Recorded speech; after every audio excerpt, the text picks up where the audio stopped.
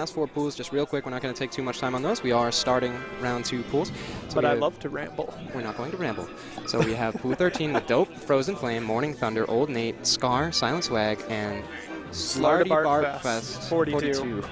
Zenoto, and that's pool 13. That's a shout out to Hitchhiker's Guide to the Galaxy. I haven't read it. I haven't seen it. Good books. Very entertaining. Okay. Pool 14. Pool 14, Beeloo, Crash, Hanky Panky, KJH, Max Burger, Nakamaru, Shady, and West Balls. Pool 15, 3 Chairs, no relation to 2 Chains. Chexer, Dom, Gun Punch, Handsome Joe, Kirby Kaze, Lance in the Pants, and Level 7. Pool 16 is Abu, Blitzbolt, Huffler, Raiju, Sex Panther, SFAT, TM, TN, Timney? TM, Voodoo Jin. Okay, so we are going to be starting off with, looks like, Kalamazhu and Lovage. This is going to be interesting. I've actually never seen Kalamazhu play. I've just heard word of him from Moose. So I'm very intrigued to see how this set's going to go. Appears to be a Peach. We've discussed some Peach Fox basics early on in the stream today.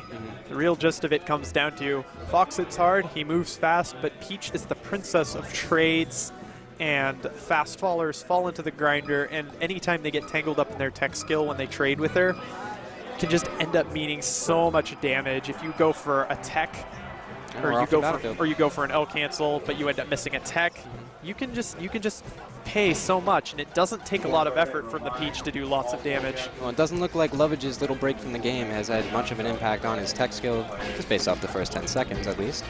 Yeah, we have Kalamazhu getting him into a pressure situation on the right side, but that ledge hop down air, he's tracking him pretty well with those shines, but Kalamazhu, good solid Peach, getting out of the up throw up air with smash DI, goes to the edge, staying safe. He's floating away, creating his own little platform. And Lovage, right now, he really wants to break in, but he doesn't want that to happen. And that's the problem, is when you trade with Peach's down smash, you really don't have a lot that's going to come out faster than aside from Shine. And in that situation, it's not the best choice because it doesn't accomplish what Lovage wanted to accomplish. I got very lucky that Kalamazhu ended up landing on the ledge there instead of getting the edge guard opportunity. And we also saw right there that he whiffed that first up smash, again, possibly related to taking a break from the game, whiffing some timings that he otherwise would normally hit. Managed to make up for it, of course, although right now he's stuck in that pressure situation. Seems to be moving pretty quickly as nice chain of moves going. Yeah, he's got control now. All right, there he goes. Up air. Just takes the stock real quick, right like that. Battlefield's a good pick for Peach because she really likes the high platforms, and she doesn't get stuck under Battlefield quite the same way that a Space Animal might. Right, because she can just float back out from underneath it. But in this particular case, if Fox starts getting a ladder of up airs going, there's not much she can do about it. Yeah, she gets KO'd at 72%. Right, that's a Yoshi like story percent. And Lovage has a rave off in the magnifying glass. Just decides to celebrate his own death. Very Little good morbid and Battlefield. Battlefield, good pick for Peach. Lovage using it to his advantage so far, barring that unfortunate demise. Right. And yeah, we're starting to actually see a little bit of clunkiness in the movements. He started off pretty strong, but and he just comes in with a really short-sighted full hop nair.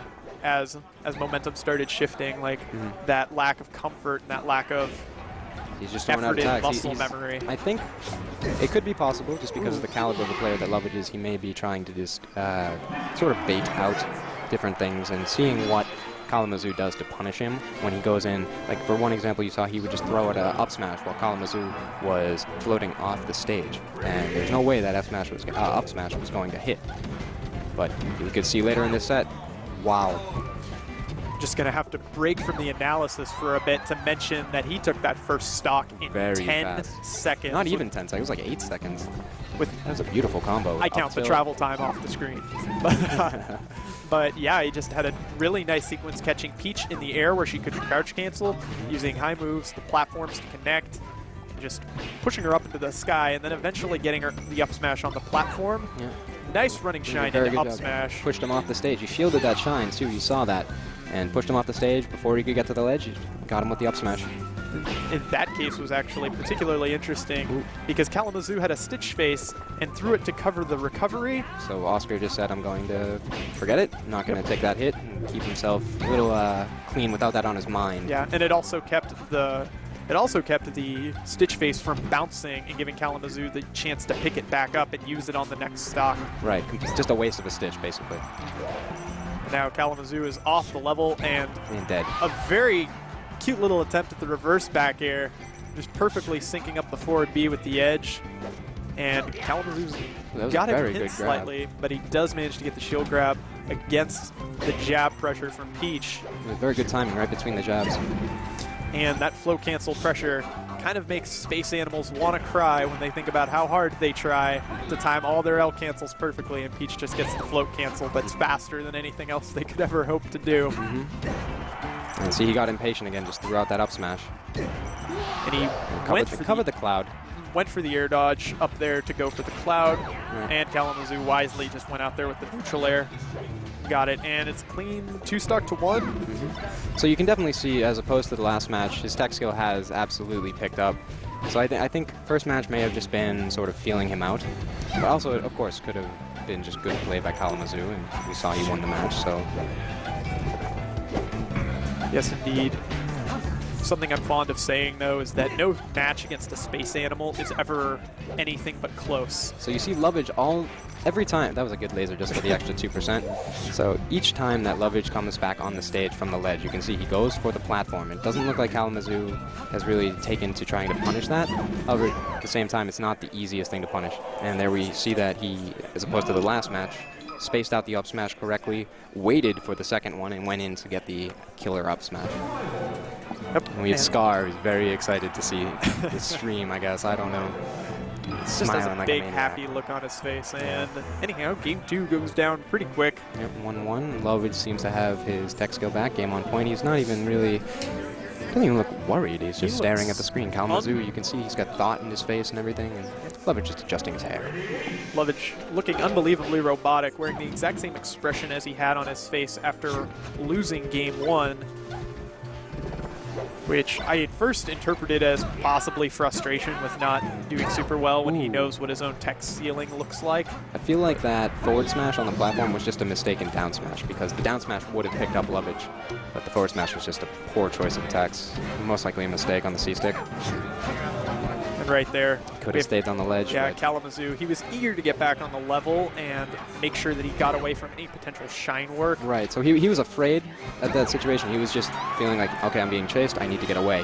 However, sometimes the situation is not always what it seems. So you do need to take a very quick split second in between decisions. Like you'll hear PP say this all the time, take a quick split second in between decisions and really just try to plot out what you're going to do next before actually doing any quick movements like that.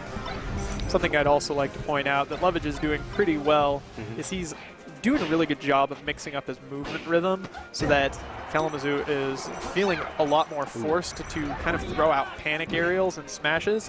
Right, he's got him panicking, basically. He isn't afraid to walk, to stand in place, to just completely change the rhythm of when he's going to move and whether or not stood he right is. in front of him.